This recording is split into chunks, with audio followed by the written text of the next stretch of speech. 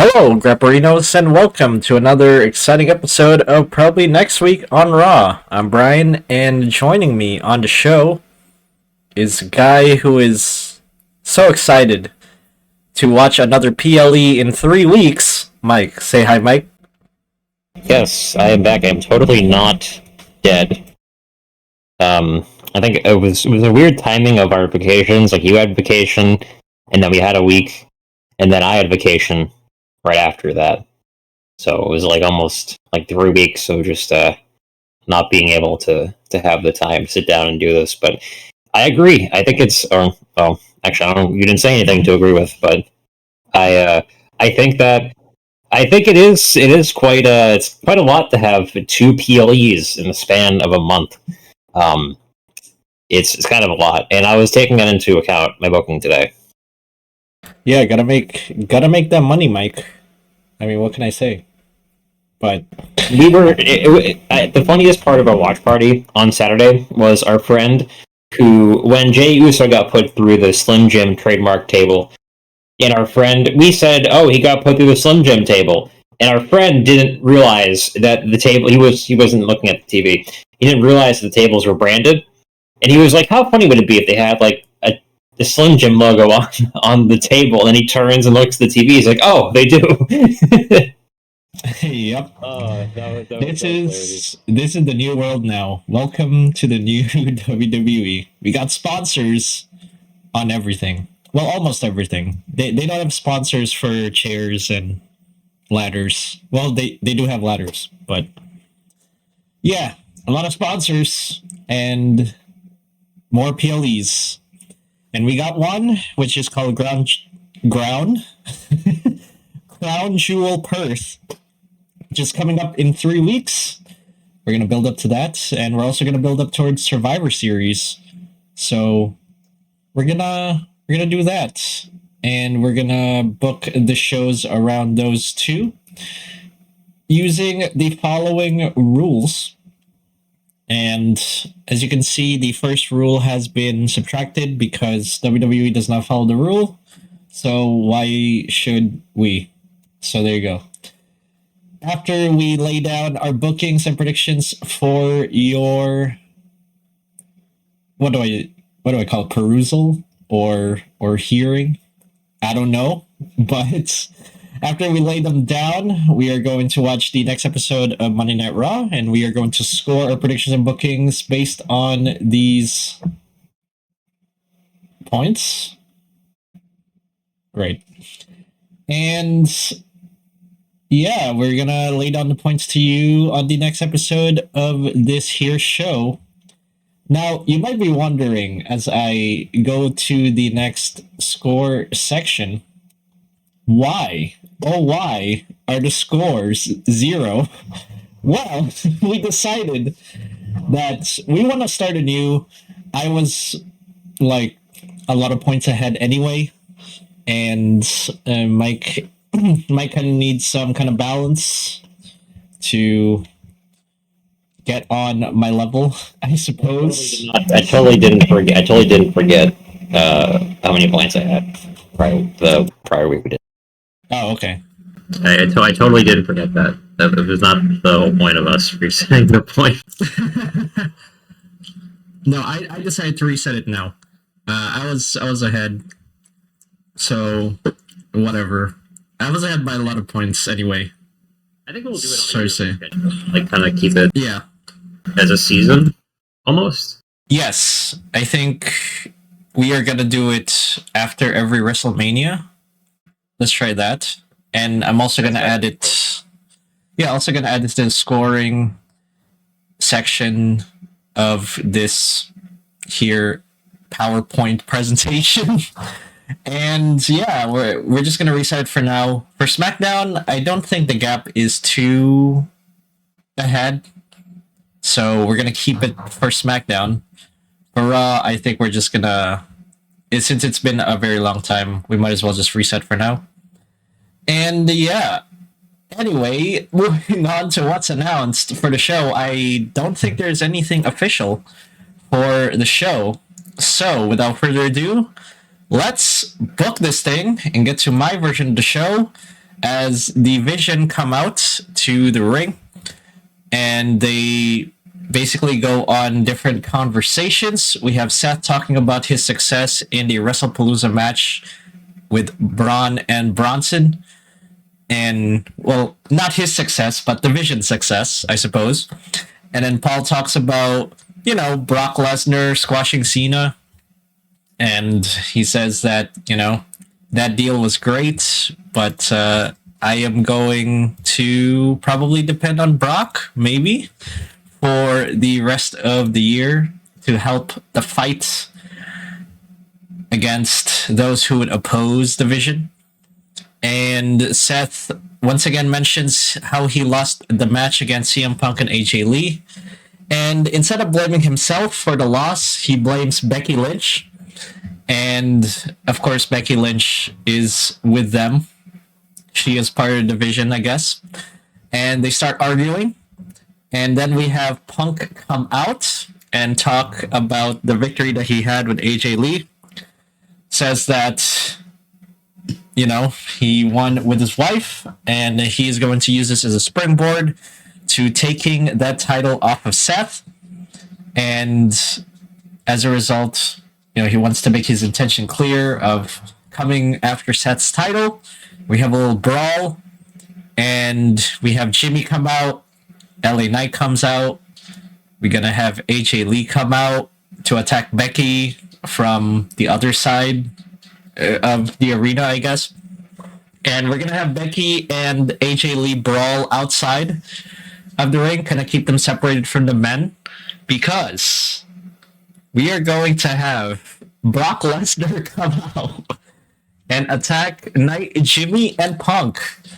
And people are going to be asking why. Why alliance with Brock Lesnar? And Paul Heyman is that connection, I think. And later on, a main event match is made between Braun and LA Knight, because why not? It's the same old garbo every week. So you might as well just have another match between the two peeps.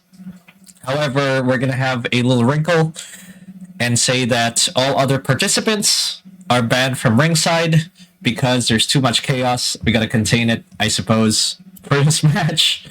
And we're going to move on from that to Lyra Valkyria versus Raquel Rodriguez. This is because Lyra defeated Roxanne, I suppose, with help from Bayley. Same thing happens here. Gonna have Lyra win with help from Bayley. And then we're gonna have some schizo moment where Bayley, I don't know, just goes mean on Lyra, I suppose. And Bayley leaves the ring, and that leaves Lyra confused. And I think this may lead to a feud between Bayley and Lyra, or it could lead to Lyra and Bayley teaming up. I don't know, but it's kind of weird. This kind of storyline, but we'll see where it goes. Moving on from that to Penta versus Xavier Woods. This is because Penta has been on a roll recently, defeating members of the New Day, even Grayson Waller. And gonna have Penta win by pinfall with interference from the War Raiders. And this leads to, I think, War Raiders versus the New Day for the, I guess, number one contendership for the World Tag Team Championships at Crown Jewel Perth. And whoever wins gets to take on the Judgment Day. And that is that. Moving on, Stephanie Vaquer comes out to the ring, talks about her Women's Championship win at WrestlePalooza. And she asks the question, who is next? Who do they want me to tackle? Rhea Ripley comes out and challenges her for the title, but wait. She is then interrupted by Asuka and Kairi, who also challenge Stephanie and says that Rhea is, well, she's gotten too many rematches. It's time for some new women to take over. And what I think this will lead to is a number one contendership match for the Women's Championship between Asuka and Rhea Ripley. And I think Asuka goes over because I want a fresh matchup. And we have Stephanie versus Asuka. And Maybe we can have Io Sky help out Asuka, but that doesn't do anything. And so that drives some more tension between Asuka and Io, and whatever Kyrie plays into that, I suppose. So yeah, that is that. Moving on to Rusev versus JD McDonough. We're going to build up the Intercontinental Championship match between Dominic Mysterio and Rusev. Rusev dominates and crushes JD McDonough, even with the help from Judgment Day. And for the first time in Dominic Mysterio's life, he's going to feel scared. And he will need all the help he can get to retain his title against the mighty Rusev. Will that be enough, though? I don't know. I think Dominic Mysterio should probably just go to AAA and just deal with stuff there. And Rusev can finally have that championship. I mean, I don't know what other feud you can put Rusev on after the Dom thing. So you might as well just give it to him and put up some decent challengers and establish him as a dominant, sort of like Gunther, establish him as a dominant Intercontinental champion. So, yeah. Moving on to Braun Breaker versus LA Knight. I know this match has been made already multiple times, but why not? This time, everyone is banned from ringside, and we're going to have Braun Breaker win by pinfall because Braun Breaker is the man and LA Knight gets buried. So, too bad, I suppose. After the match, everyone from the beginning of the show comes out again to brawl, except Seth Rollins is maybe on the stage laughing at all the chaos or whatever. Except Seth Rollins is then ambushed by Cody Rhodes. Why? Well, you see there's an event called Crown Jewel Perth. And at Crown Jewel Perth, one of the announced matches is for the Crown Jewel Championship. That's right. It exists. We had this last year, or I suppose I don't know, was it last year or a couple months ago? I don't remember. But at Crown Jewel, there were matches for the men and the women, where it's champion versus champion, and whoever wins gets the Crown Jewel Championship, and we're going to have Seth versus Cody as one of those matches. So that, and it can help Cody sort of be a participant in the War Games match when they take on Division. So there you go. Any questions? So, what do you have about the potential feud between Jey Uso and LA Knight? So apparently, I heard that Jey Uso suffered some injuries. I don't know how legit they are, but it seemed kind of legit. They put on a concussion sort of policy on him.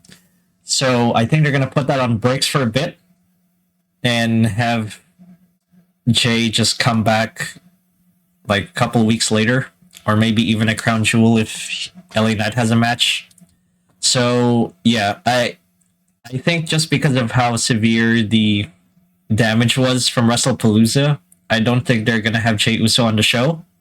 Sad, but whatever. So yeah, I think they're gonna put on a little bit of a pause and just have LA Knight interact with Jimmy Uso on the show at a backstage segment or something. Okay. All right. All right. Any other questions before we go to your card? No. I do not have any other questions. All right. Let's go to your card. Starting off with, I have a CM Punk promo to start off the show. He comes out with AJ Lee. They talk about their win at WrestlePalooza over Becky and Seth. AJ, who is now feeling confident about herself, calls out Becky Lynch and wants to challenge her to an IC title fight. Punk wants the same thing with Seth. The Vision couple come out. A brawl ensues, and then Adam Pearce books a women's IC title fight for the main event of Raw. Not Seth Rollins, because he knows Seth has to fight Cody in about 2 weeks. So, but Becky hasn't defended her title in a little bit. So, I guess it's appropriate that she decides to defend it tonight. And also, maybe they want to book a title fight on Raw because they're having a title fight on SmackDown. So they seem to like to do that. Whenever they have a title fight on one show, they tend to also do it on the other show as well. So I would say like 55% of the time they do that. Yeah. It's kind of interesting how you would put the women's IC title match for tonight. I was hoping they would slowly build up to it, to maybe Crown Jewel, or maybe even like Survivor Series, maybe. If later in the card, I will have I think that builds to that builds to. I do think it happens at Crown Jewel. I think it happens at Crown Jewel, but yeah, I think they get a title fight book for tonight. Yes. All right, sounds good. I'll just wait for what you have cooked up then, as we move on to JD McDonut. I actually wrote JD McDonut because I couldn't figure out how to spell his last name. Versus Rusev. Rusev wins by a pinfall. I think Rusev starts to go through the Judgment Day. Even though there was some discord between the Judgment Day members last week, Finn Balor kind of stormed off after Ray said something. Dominic said something. But you know how it is with the Judgment Day. They get in a fight 1 week, next week they're all buddy again. So we can safely ignore any of the shrewd comments and conflict that's brewing, because it will just be erased and everything will be forgotten by next week. That's how the characters work, man. That's how it goes with the Judgment Day. Rusev wins pretty easily. I think that next week he probably goes after Finn Balor. You might be able to do something if you want to start planning the breaking up of Judgment Day. I'll have to see what happens this week. For like the 935th time. Yeah. Yeah. But I think this starts Rusev's rise to eventually taking the IC title off of Dominic Mysterio, who I think is currently I think he's on the current roster anyway. I think he's like number 2 or 3 in terms of how long he's held the belt for, which is what? Damn. Yeah, behind Gunther. Obviously. Yeah. I mean, current roster, not all time. All time, he's probably down like 20s or something. But current, I think I read somewhere on the current roster, I think he's number 3 or 2. All in the current roster for ISP title champions. Yeah, that's crazy insane. How hard they're pushing Dominic. Do you think that's a good thing? I mean, the fans obviously are receiving him quite well. So it's weird because he kind of gets cheered like a babyface almost. And then whenever he's talking, people boo him. That's kind of a gimmick. So it's a little weird. It's almost like when John Cena was a heel, where people just kind of cheer him out of, I don't know, the want to actually cheer him. So I think once they decide to pull the plug on the Judgment Day, whenever that is, I think he'll turn face, and he'll have a pretty good run as a face. Hopefully with his dad again. You're still pining onto that. I'm telling you, whenever Rusev wins, Mike is just gonna pop off. He's gonna be I do like seeing another person have the belt. I think it's got a little bit stale with Dominic, but whatever. Yeah. Okay. Well, we're gonna move on. Hopefully Dom doesn't retain it, but we'll see. Moving on to... We have a Rhea Ripley promo. She is a featured superstar for the show on the site. She comes out and she congratulates Stephanie Vacquier on her win. But she says, listen, I have a rematch from Adam Pearce. That's my favor for him. And I am going to use that rematch to challenge you for a fight at Crown Jewel, where I think Rhea, thank you for coming, Stephanie, but Rhea very much easily takes that one in Perth. Now you're probably saying, Mike, isn't she fighting? Well, not in her hometown because she's from New Zealand, but relatively close to New Zealand in Perth. It's kind of like if someone from Boston was fighting in, say, I don't know, Washington D.C. Washington D.C. Yeah, Yeah. it's relatively close. So I would think, you might be saying they're going to have her lose, right? Because it's hometown, kind of. So she loses.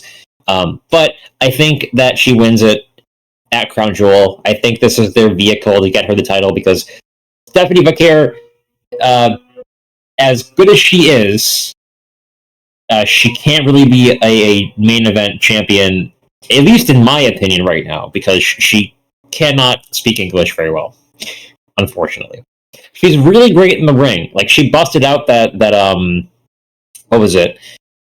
Oh god, I can't remember the name of the top rope move that she busted out. Spiral tap. Spiral tap. Thank you. She busted out a spiral tap out of nowhere, like in that fight, which was nuts. And she's great, but I think she just needs time to work on speaking English.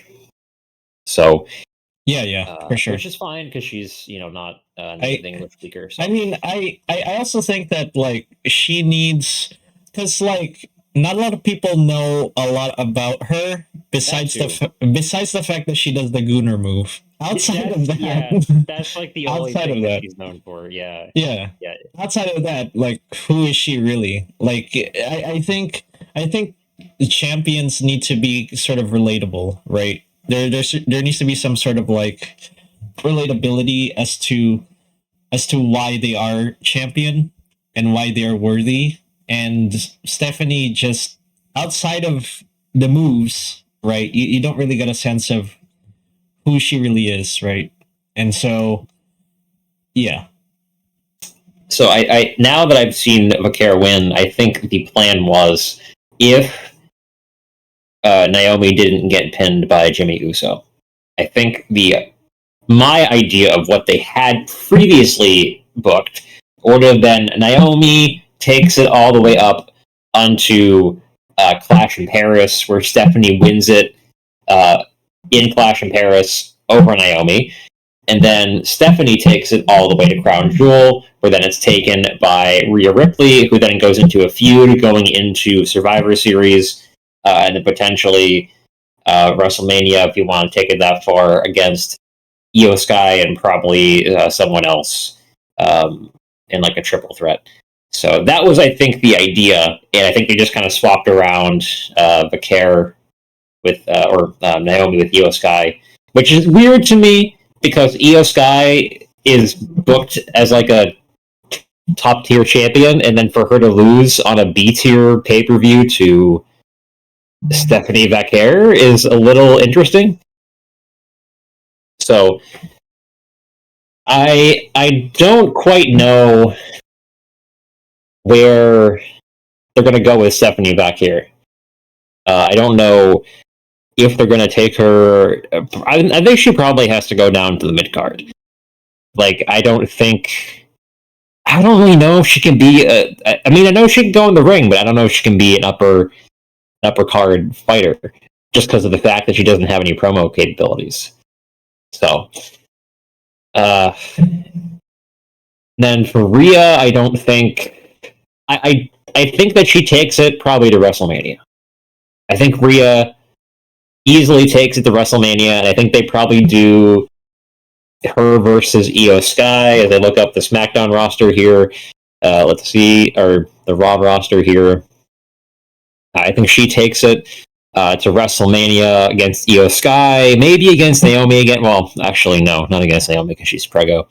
We don't have anybody else on this roster. Liv Morgan. When Liv Morgan comes back, yeah. I think you probably get Liv Morgan in the mix there when she comes back finally from shooting whatever horrid C-list movie she's shooting. And yeah, that's what I think happens with Rhea. Io Sky, I was kind of weird for her to lose to Vaquer on a B show, but it is what it is, I guess. I think they've been teasing, like, tension between her and the Kabuki Warriors. Where the Kabuki Warriors are kind of upset that she is friends with Rhea, and then Io is like, no, she's cool, guys. Like, not in the way that Dakota Kai was, where she was sort of an honorary Japanese person. Like, Rhea is just kind of cool friend she has. So I don't know where they're going to go with that. That's a little bit weird to me in terms of predicting, because it's... do you put her back in Kabuki Warriors? Do you, like, do a feud? Do you, like, tease her? I don't know. But that's the state of the women's title picture in Raw. Amazing. What a great in-depth analysis you've done. You're welcome. So they should put in the pre-shows. I should go in the pre-shows. Like Tyrese Halliburton. Speak my mind. You know what? You should be on Sports Center now that they allow wrestling on there. I want to comment on what Tyrese said on at least on a clip that they showed on the pre-show. But he was on Stephanie McMahon's podcast, whatever the fuck it's called. Your Story. What's Your Story? For Stephanie. He was on, I think it was Stephanie's podcast, where there's a clip of him saying, like, he went Triple H, and Triple H, he wanted to go through a table. And Triple H was like, no, you can't do that. The NBA wouldn't allow it. And then I shit you, Tyrese Halliburton, who gets paid, I think, about $30-ish million a year to be, like, the number one guy for the Pacers. Right? This is like, in our case, if Jason Tatum went and did this. This is how crazy this is. He was like, what if I just, like, do it anyway? And go through the and don't tell the NBA? Oh my god. I was like, what? Oh boy. What do you mean? You wouldn't tell your whole job is you get paid money to be healthy and to play basketball at a high level. What do you mean you wouldn't? Yeah. That's nuts. Oh man. That's like Jason Tatum being like, yeah, I just go skydiving and not tell my team. I'm pretty sure you would tell your team because you're very important to the team. And if you got hurt going through a table, sent through a table by Bronson Reed, I'm pretty sure the Pacers would be very upset. Yeah, and they need all the help they can get. Nuts. I was like, what the hell, man? Yeah. Shit. Listen, man. All half of the teams in the NBA, we got injuries, so better not add you to the list. Actually, as a Celtics fan, go ahead, Tyrese. Go through the go through all the tables you want. Go ahead.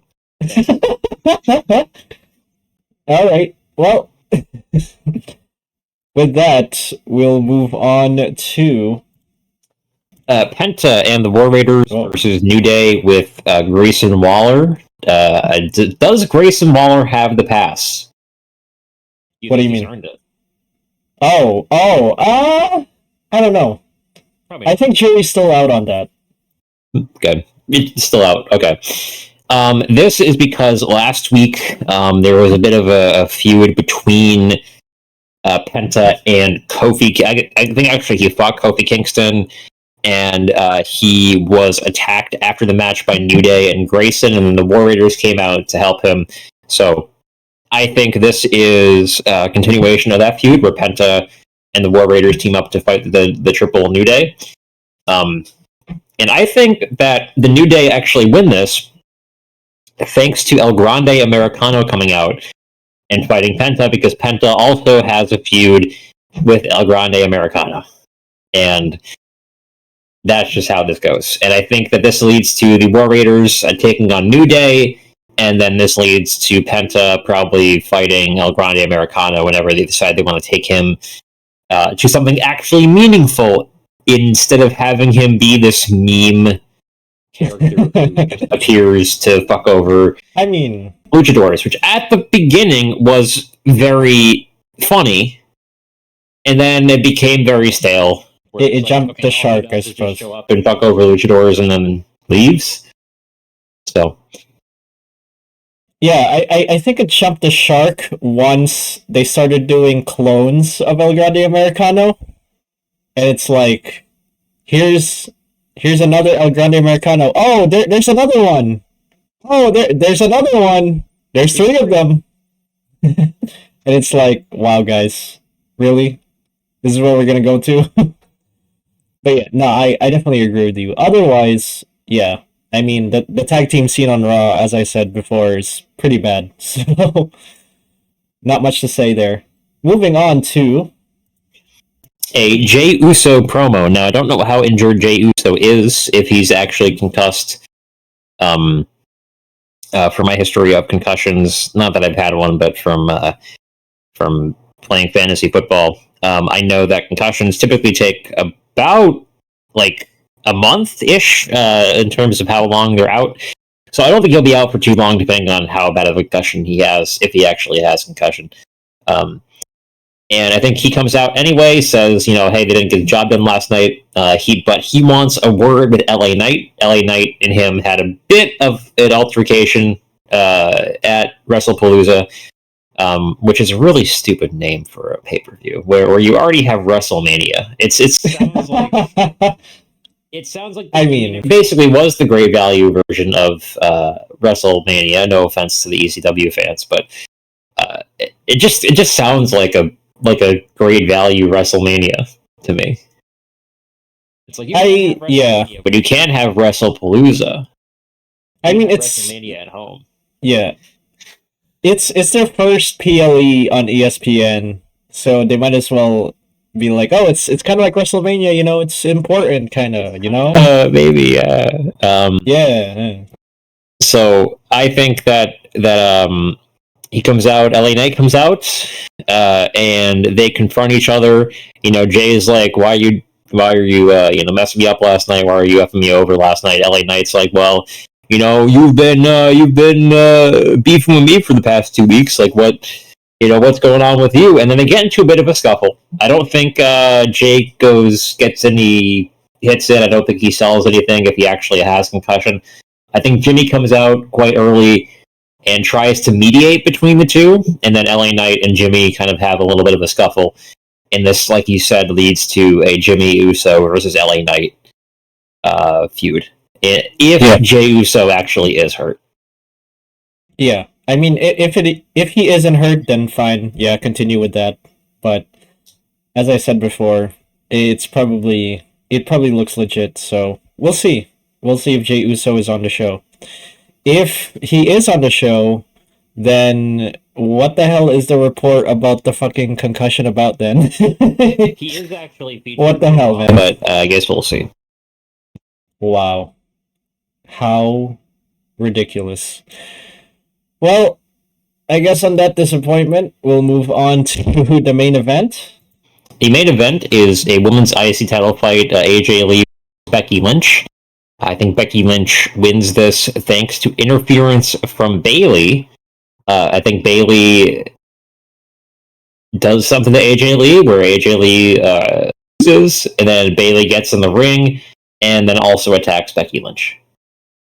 This is what happened last week, where Bayley came back and she was all, happy-go-lucky, and then went right after Lyra. So I think they're leaning into her schizo mode, where she's half good person, half bad person.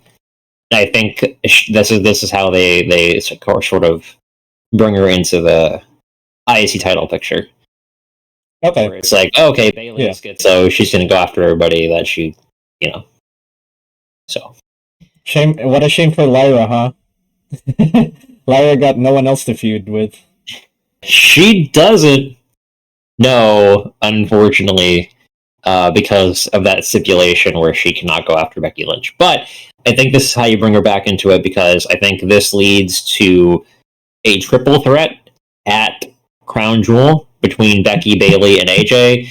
And I think Becky doesn't win that. I don't know who's going to win it. I'll see how they actually, if my predictions are correct, and this happens in some cases. Somehow Bayley gets inserted back into the IC title picture. I don't think Becky continues on past Crown Jewel, and then I think they bring Lyra back into the picture again. So, yeah, I mean, your prediction came through about the triple threat match between Nia Jax, Tiffany Stratton, and shake 4 weeks late. let me go look back and see what week I actually had this. Oh boy. I think it was a couple weeks ago. Yeah. I think it was a couple weeks ago, and I said that they were going to do it at WrestleBall. Oh, right. Okay. Well, so let it be known that my predictions are if they do allow betting in this for wrestling, just take my predictions and then bet that like 4 weeks out. And you'll always win. Just offset that by 4 weeks. So tune in to 4 weeks, and then you'll see this triple threat match happen. Yes. But yeah. In the meantime, we are gonna watch the next episode of Raw as usual, and we are going to score what we just told you here on this show on the next episode of the show. Yep, made sense.